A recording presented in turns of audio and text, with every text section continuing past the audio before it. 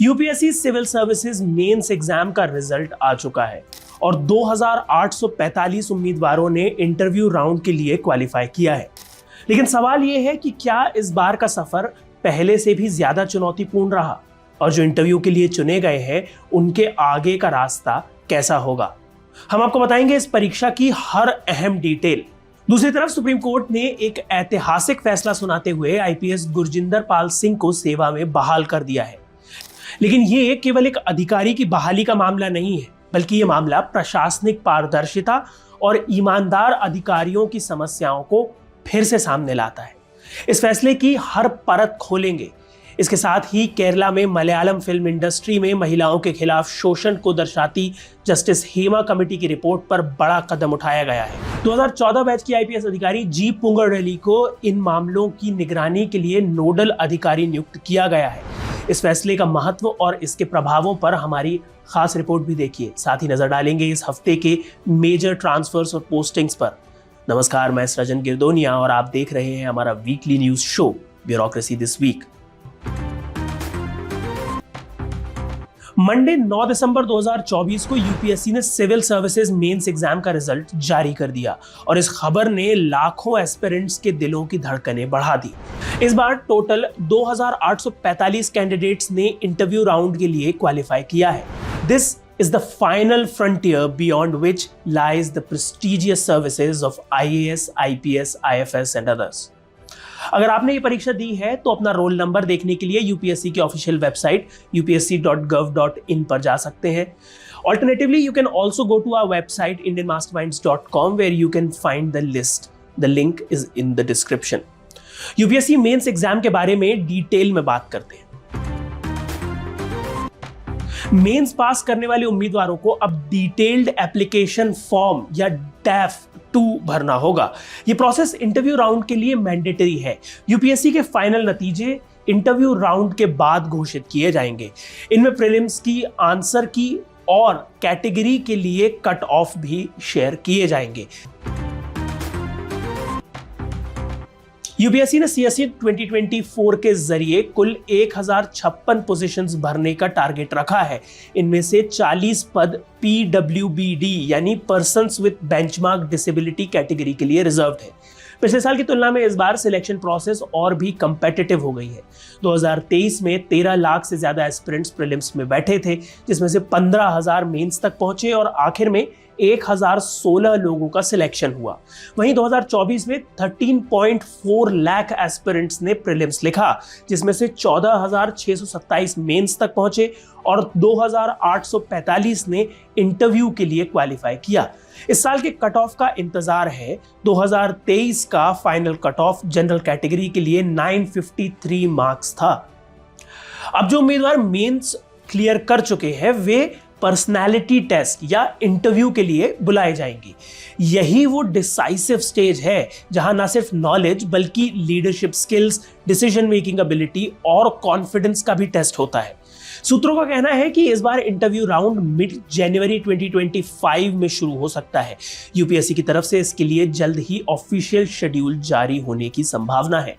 अगर आपने आपके किसी परिचित ने यूपीएससी सीएससी 2024 मेंस में हिस्सा लिया है तो हमसे अपनी कहानी साझा करें। The comments are always open. मेरी कॉलीग मुस्कान ने हाल ही में ईशानी आनंद से बात की। ईशानी यूपीएससी सीएससी 2023 में 79th रैंक हासिल कर आईपीएस में इंडक्ट हो चुकी हैं और 2024 में उन्होंने एक बार फिर मेंस एग्जाम क्लियर कर लिया है। ईशानी ने इंडियन मास्टरमाइंड से बात करते हुए इंटरव्यू को लेकर कुछ अहम बातें बताई। ये इंटरव्यू नेक्स्ट वीक आने वाला है, so stay tuned, you wouldn't want to miss this insightful conversation. अब आगे बढ़ते हैं इस हफ्ते की बाकी बड़ी खबरों की ओर। 10 दिसंबर ट्यूसडे को सुप्रीम कोर्ट ने दिल्ली हाई कोर्ट के उस आदेश को बरकरार रखा जिसमें 1994 बैच के छत्तीसगढ़ काडर के senior IPS officer Gurjinder Pal Singh को सेवा में बहाल करने का निर्णय दिया गया था। दिल्ली हाई कोर्ट के इस फैसले को सेंट्रल गवर्नमेंट ने सुप्रीम कोर्ट में चैलेंज किया था, जिसे अब न्यायालय ने खारिज कर दिया है। जीपी सिंह को करप्शन, एक्सटॉर्शन और सेडिशन जैसे आरोपों के चलते 20 जुलाई 2023 को कंपलसरी रिटायरमेंट पर भेजा गया था। लेकिन इस मामले में दिल्ली हाई कोर्ट और सेंट्रल एडमिनिस्ट्रेटिव ट्रिब्यूनल या कैट ने सरकार के आदेश को खारिज कर दिया।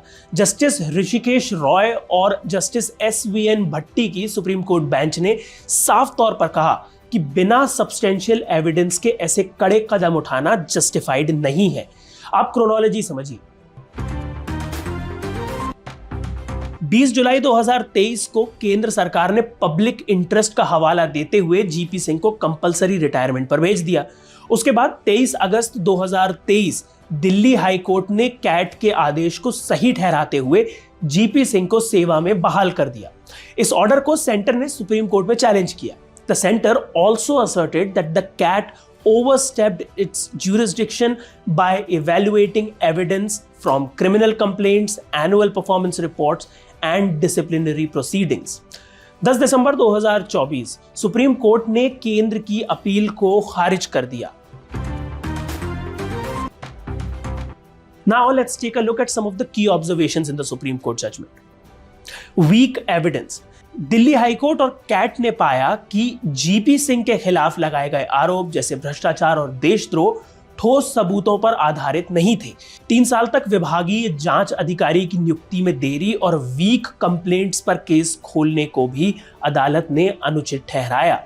सुप्रीम कोर्ट ने यह भी माना कि जीपी सिंह पर सीबीआई द्वारा बंद किए गए अबेटमेंट टू सुसाइड के मामले को फिर से खोलना और एफआईआर दर्ज करना हरेसमेंट स्ट्रेटजी हो सकती है।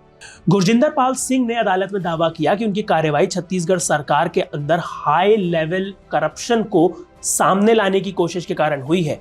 उन्होंने नागरिक आपूर्ति निगम घोटाले में कथित भ्रष्टाचार का विरोध किया और कई बड़े अधिकारियों को गैर कानूनी फायदे देने से इनकार किया। सुप्रीम कोर्ट का यह फैसला ब्यूरोक्रेसी में अकाउंटेबिलिटी और ट्रांसपेरेंसी इंश्योर करने की दिशा में एक माइलस्टोन है। गुरजिंदर पाल सिंह का मामला पहले भी चर्चा में रहा है। हमने अपने ब्यूरोक्रेसी दिस वीक के एक पिछले एपिसोड में उनके संघर्ष और भ्रष्टाचार के खिलाफ उनकी लड़ाई को विस्तार से कवर किया था। अगर आपने अभी तक वो एपिसोड नहीं देखा है तो जरूर देखिएगा। The link is in the description. ये केस प्रशासनिक प्रक्रियाओं की पारदर्शिता और अधिकारियों की सुरक्षा पर गंभीर सवाल उठाता है। सुप्रीम कोर्ट के फैसले ने एक बार फिर न्यायपालिका की भूमिका को इस तरह के मामलों में स्थापित किया है।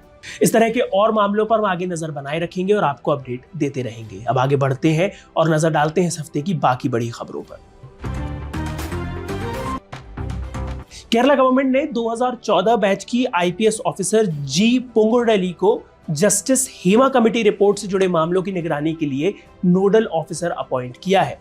वर्तमान में एआईजी कोस्टल सिक्योरिटी के पद पर कार्यरत जी पोंगुरडेली अब मलयालम फिल्म इंडस्ट्री में सेक्सुअल हैरेसमेंट से रिलेटेड मामलों में विक्टिम्स की प्राइमरी कांटेक्ट पॉइंट होंगी।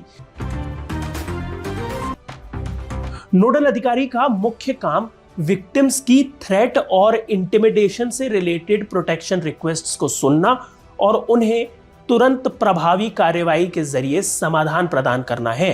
पुलिस के आधिकारिक बयान के अनुसार वो इन मामलों के परिणामों की रिपोर्ट सीधे तिरुवनंतपुरम के सिटी पुलिस कमिश्नर को देंगी। जस्टिस हेमा कमेटी की रिपोर्ट मलयालम सिनेमा में महिलाओं के खिलाफ सिस्टमिक सेक्सुअल हैरेसमेंट को सामने लेकर आई, which sparked widespread calls for justice. ये रिपोर्ट 2017 के चर्चित एक्ट्रेस असॉल्ट केस के बाद तैयार की गई थी और इन महिलाओं के साथ हो रहे शोषण को गहराई से समझने के लिए कमीशन किया गया था। हाल ही में केरला हाईकोर्ट ने आदेश दिया कि इस रिपोर्ट को स्पेशल इन्वेस्टिगेशन टीम या एसआईटी को सौंपा जाए ताकि मामले में आगे की कार्रवाई सुनिश्चित की जा सके। ये कदम उन सभी पीड़ितों को आश्वासन देता है कि उनकी शिकायतों को गंभीरता से लिया जाएगा और आवश्यक कार्रवाई की जाएगी। अब एक नजर डालते हैं इस हफ्ते के मेजर ट्रांसफर्स और पोस्टिंग्स पर। 11 दिसंबर को देर रात छत्तीसगढ़ सरकार ने पुलिस भवन में कई आईपीएस अधिकारियों के तबादले किए हैं। 1996 बैच के आईपीएस ऑफिसर लाल उमेद सिंह को रायपुर का नया एसपी नियुक्त किया गया है।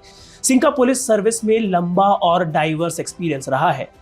वे बस्तर, रायगढ़, कोरबा, रायपुर और दुर्ग जैसे जिलों में महत्वपूर्ण पदों पर रह चुके हैं और नक्सली मुठभेड़ों में उनकी सक्रिय भूमिका रही है। 2015 से 2017 तक वे पुलिस हेडक्वार्टर्स के इंटेलिजेंस विंग में भी कार्यरत रहे हैं। मध्य प्रदेश सरकार ने भी मुख्यमंत्री मोहन यादव के नेतृत्व में 9 दिसंबर रविवार की रात 15 वरिष्ठ आईएएस अधिकारियों का तबादला किया, जिससे प्रशासन में एक बड़ा फेरबदल हुआ।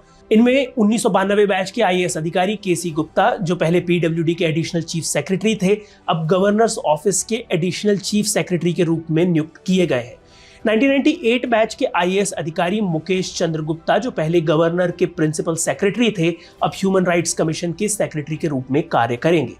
इसके अलावा 2009 बैच के आईएएस अधिकारी अमित तोमर, जो पहले जनरल एडमिनिस्ट्रेशन डिपार्टमेंट के एडिशनल सेक्रेटरी थे, अब इंस्पेक्टर जनरल ऑफ रजिस्ट्रेशन के रूप में अपनी जिम्मेदारी संभालेंगे।